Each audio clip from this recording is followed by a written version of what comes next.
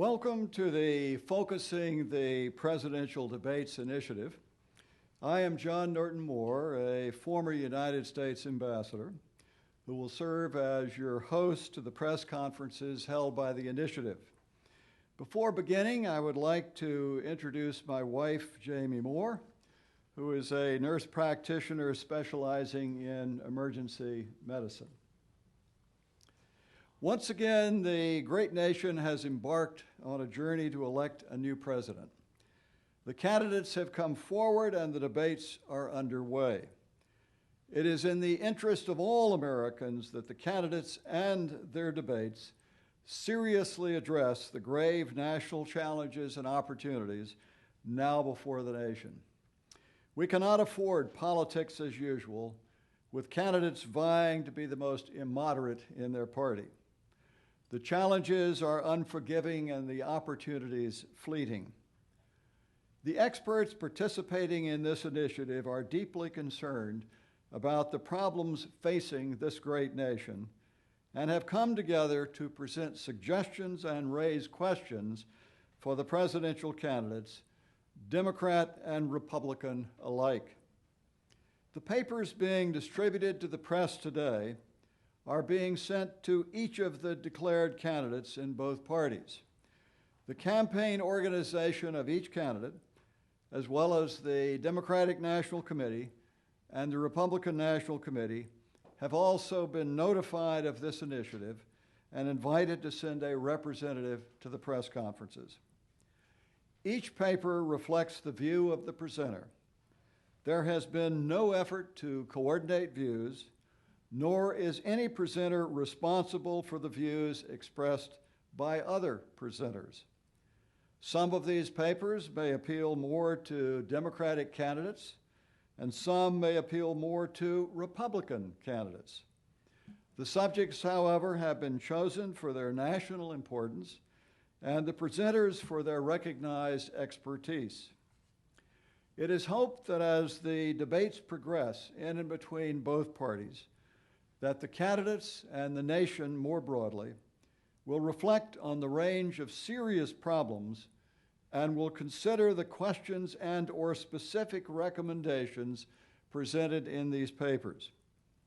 We here today are not able to individually participate in the debates, but we hope to be heard by the candidates and the American people through the great institution of America's free press. It is in that spirit that we have invited you today to this press conference at the National Press Club.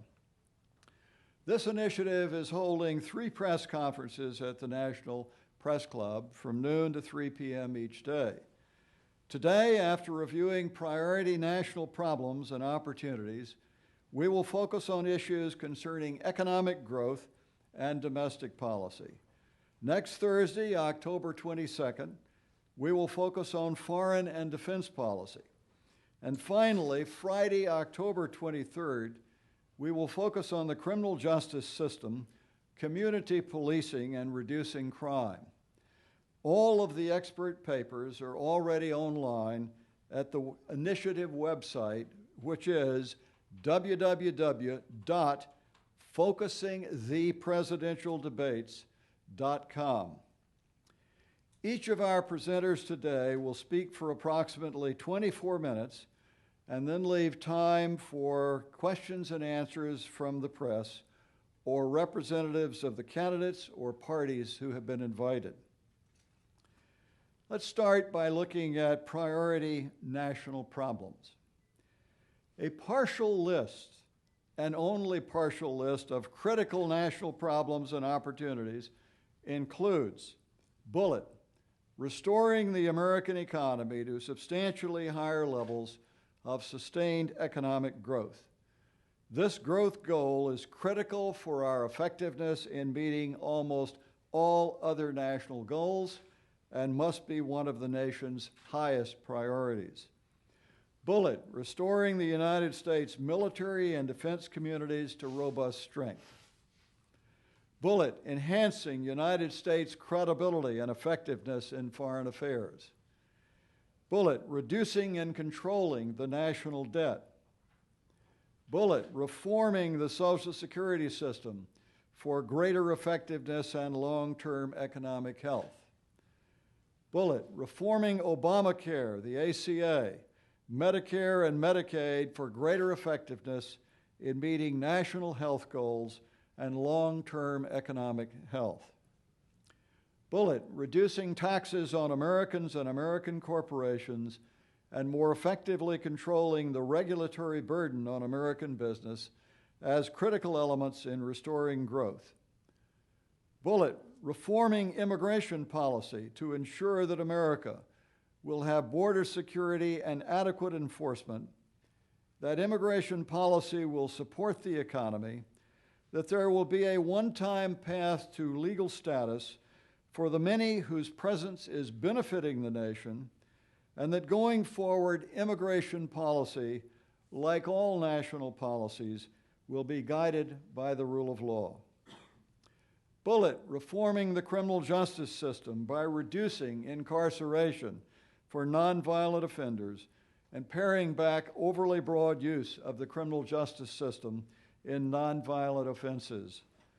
Bullet, reducing crime through enhanced education against crime in our school systems and more effective community policing through engaging the police more actively and directly with the communities they protect. The homicide rate in many of our major cities has surged recently, and it is our minority communities most at risk from any breakdown in mutual trust. Effectively reducing crime requires leadership from both police and the communities they serve. For the police and the communities which depend upon them are inevitably linked. When that link becomes frayed, both the police and the communities they served are harmed. Bullet, embracing modern medical science in settings where a more robust national research program targeting a particular disease holds promise both for enhanced cure, offering better relief to millions of Americans, as well as substantial cost savings for the nation. Bullet, adopting a comprehensive energy policy leading to energy independence for America. Bullet, rebuilding our crumbling infrastructure of roads, bridges, dams, airports, and power grids. Bullet, enhancing educational opportunities for all Americans and more effectively meeting skills-based educational needs in the workplace. Bullet, more effectively promoting abroad the core American values of democracy and the rule of law. Bullet, re-energizing our national commitment to protection of the environment, including addressing the problem of global warming, but as with all government actions, doing so through cost-benefit effective measures. Bullet, ending tax and other laws discriminating against the family. Government action should only strengthen and support the family. Bullet, restoring a normal budgeting process in the Congress of the United States. Bullet, paying greater attention to right-sizing government and reducing government failure, including revitalizing the role of the states in our federal system. And finally, assisting the process of forming a new administration by streamlining the appointment and confirmation process. To review this list is to appreciate the enormous challenge faced by the next President of the United States. I will now briefly review the issues for today: promoting economic growth, immigration policy, targeting disease, Social Security optionality, and tax policy. Turning to economic growth. The most serious challenge facing the nation is restoring a more robust growth rate. In recent years, we have become mired in a low growth trajectory. The resulting costs are immense: fewer good jobs, a growing deficit, crumbling infrastructure, stagnant wages, a widening wealth gap, a shrinking military, diminishing opportunity to support the environment, and less American influence abroad. Virtually every major national objective is touched by this poor economic performance. As such, improving our growth rate is this nation's #1 problem. The good news is that even small differences in growth rates make large differences when compounded through time. Thus, to move from a 2% growth rate to a 4% growth rate will make the nation as a whole 62% richer than it would otherwise be in just 25 years. In a generation, 50 years, the nation as a whole would be 164% richer at the 4% rate than at the 2% rate. The rate of sustained economic growth matters. Though economics, like all social sciences, can be fuzzy at the edges, we know generally what works to promote growth and what works to retard growth. Lower taxes, particularly income and corporate taxes, profoundly affecting incentives to work and save, encourage growth. Higher taxes depress growth. Higher taxes on dividends and capital gains doubly suppress growth in depressing savings and investment. While environmental safety and other regulations are necessary to address market externalities, excessive regulation depresses growth. High-quality education encourages growth. Reducing trade barriers enhances growth, though America needs much stronger engagement with China and others on non-tariff barriers such as antitrust used by our trading partners to reduce the competitiveness of American companies. Facilitating small business encourages growth, as small business is in reality the large backbone of the economy. Facilitating women's access to the workforce encourages growth. Repairing our crumbling infrastructure would enhance efficiency and encourage growth. And a climate of economic uncertainty or perceived governmental hostility to business, including populist attacks on Wall Street, can retard the animal spirits necessary for innovation. The deficit and the national debt are critical problems. So too is the serious underfunding of our defense and foreign policy establishments. Both problems are joined at the hip with the growth problem. For enhancing the national growth rate to generate substantially increased revenues is the only good answer to these and many other national problems arising from our serious fiscal problems. The paper by John H. Cochrane on economic growth addresses more fully how our nation can meet its critical need of enhancing growth. John Cochrane is one of the top economists in the nation on promoting growth. I would urge anyone interested in this issue, the single most important issue facing the nation, to read the excellent paper by Mr. Cochrane. Let's turn to immigration policy. No nation can tolerate uncontrolled immigration. The nation's borders must be secured, and future immigration and legal status must be controlled by the rule of law rather than the clandestine crossing or the expired visa. We must also focus enforcement not just on illegal border crossings, but also on illegal visa overstays, a major source of illegal immigration, including some of those who participated in the 9/11 attacks.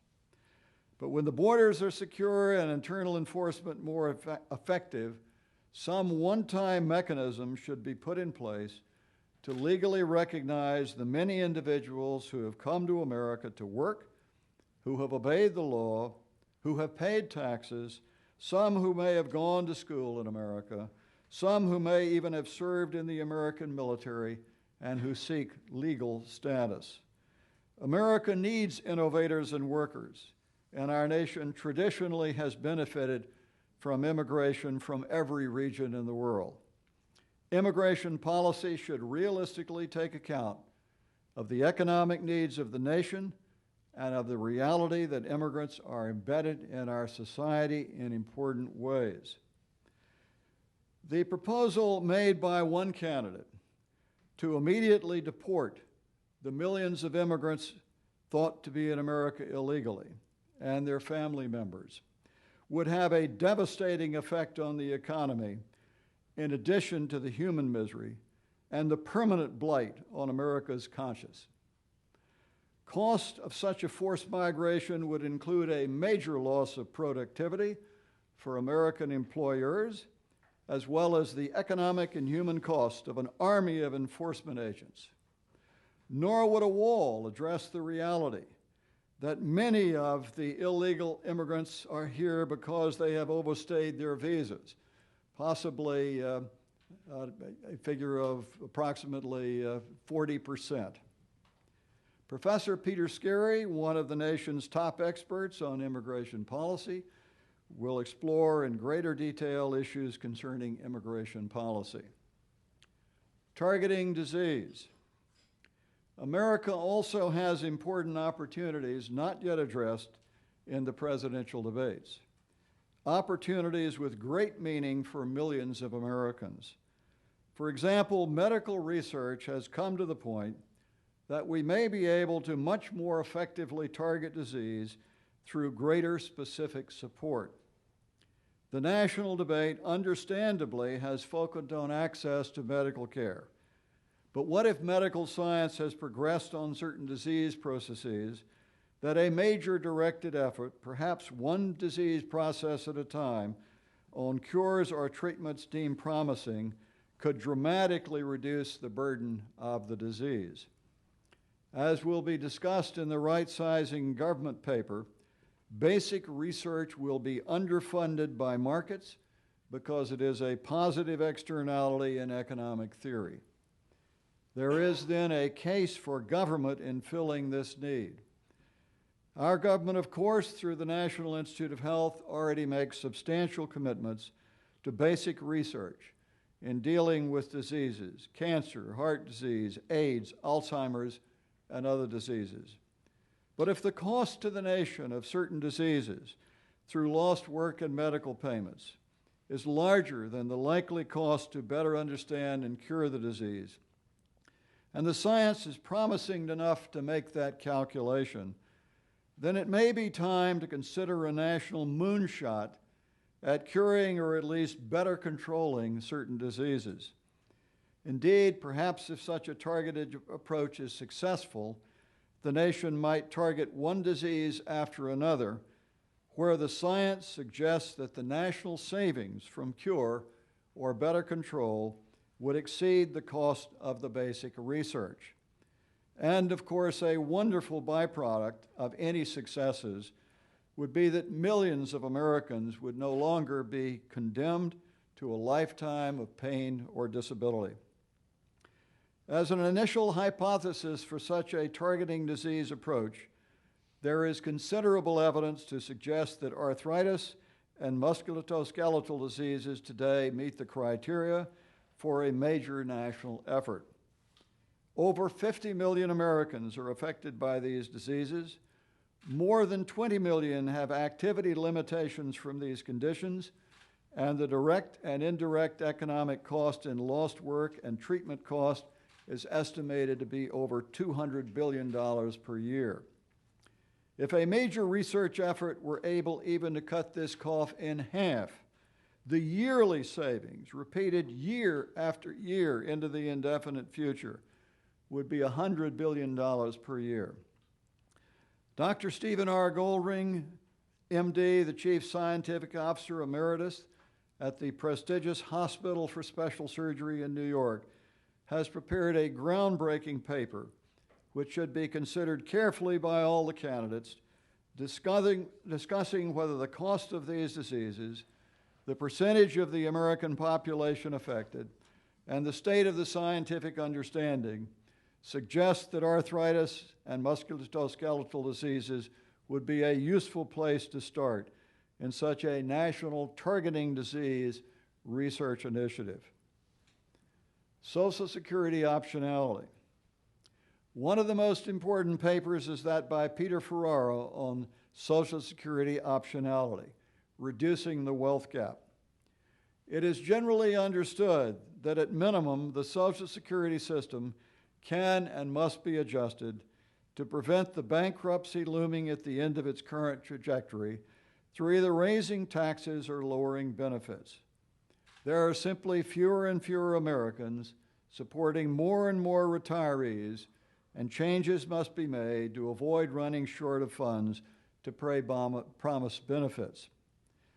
The core of the Social Security problem, however, is not averting bankruptcy, but the horrible job the system does for working Americans who pay into the system.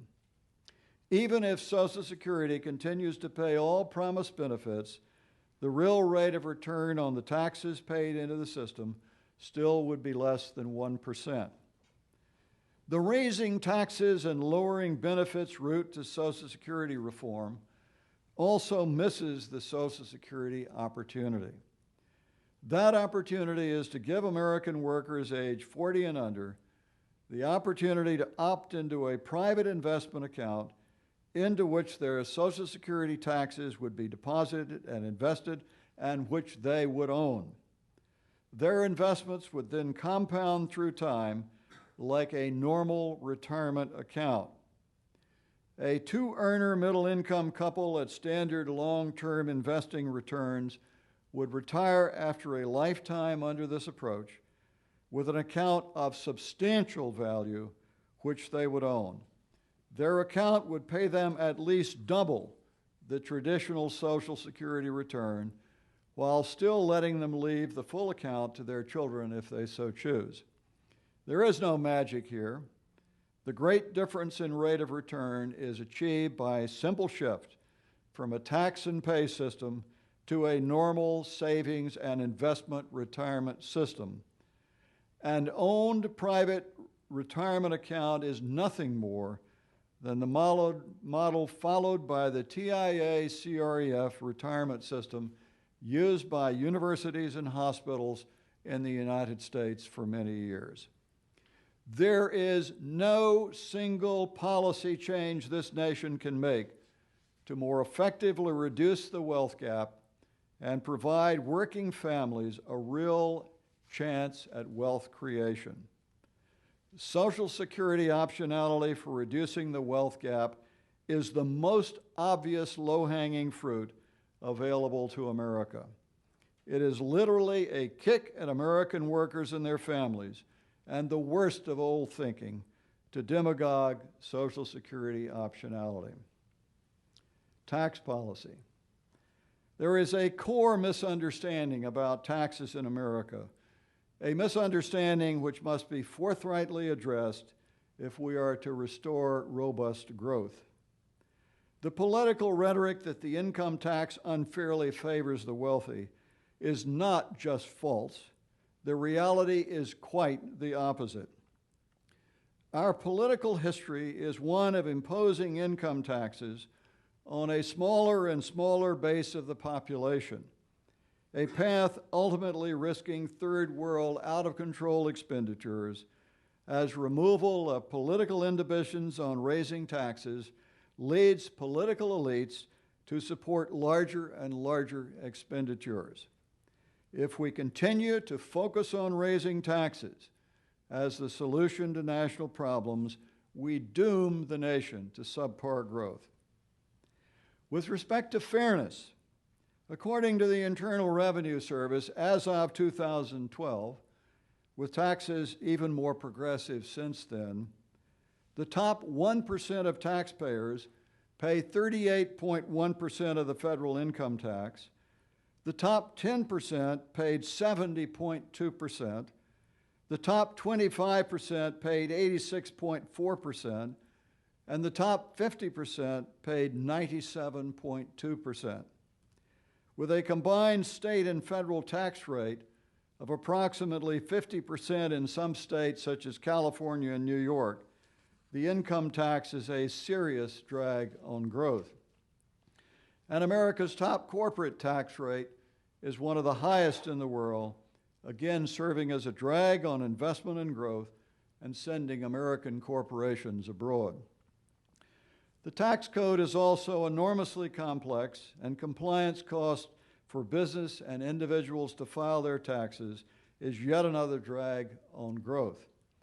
Further, these compliance costs are on top of the economic reality that an income tax depresses the growth as compared with a consumption tax raising the same revenue. Ideally, America should adopt a simplified flat tax system or perhaps eliminate the income tax completely in return for a national sales or value-added tax. The recent proposals made by some candidates to increase the top income tax rate or the capital gains tax rate would slow an already sputtering economy and are neither the route to fairness nor the route to reducing the wealth gap. No one should be required to pay more than 1/3 of their income in federal taxes, a rate comparable or higher than taxes owed under feudalism. We should remember that federal income taxes are on top of state income taxes, property taxes, and a host of other federal, state, and local taxes. Yet another of the myths about the federal tax system is that it is just one big loophole for the wealthy. To the contrary, the tax code has been designed to capture revenue. Not surprisingly, while including the infamous loopholes for the taxpayer, it also contains numerous loopholes for the government, specifically designed to raise revenue regardless of their obvious lack of fairness. For example, the Alternative Minimum Tax, or AMT, which at its inception was designed to hit the taxpayer who was using abusive tax shelters, today treats all state income taxes paid as though they were an abusive tax shelter, and where the AMT is triggered, effectively removes the deduction for state income taxes paid. Excuse me? Paying your state income taxes is an abusive tax shelter? As another example, the capital gains tax applies fully to all gains, but limits deductions of losses to $3,000 per year. If the taxpayer has a good year and sells capital investments for a substantial profit, the government makes out nicely, thank you. But if the taxpayer has substantial capital losses, even to the point of being poorer at the end of the year, the government still taxes all income but the $3,000 loss, as though the taxpayer had income when her net worth actually declined. Finally, as the paper on Controlling the Deficit by Peter Ferrara shows, the federal deficit has not arisen because the nation has decreased taxes. Rather, the deficit is a product of a prodigious increase in federal entitlement spending resulting from President Johnson's Great Society programs and other more recent increases in entitlement expenditures under both Republican and Democrat presidents. Increasing taxes is not the way to increase growth, is not the way to enhance fairness, and is not the way to effectively address the low-growth, widening wealth gap. Grover Norquist, one of the top experts on tax policy in the nation, will present a paper on tax policy more specifically addressing what tax reform should look like under the next president. Let me stop at this point and see if there are any questions at all before turning to the next speaker.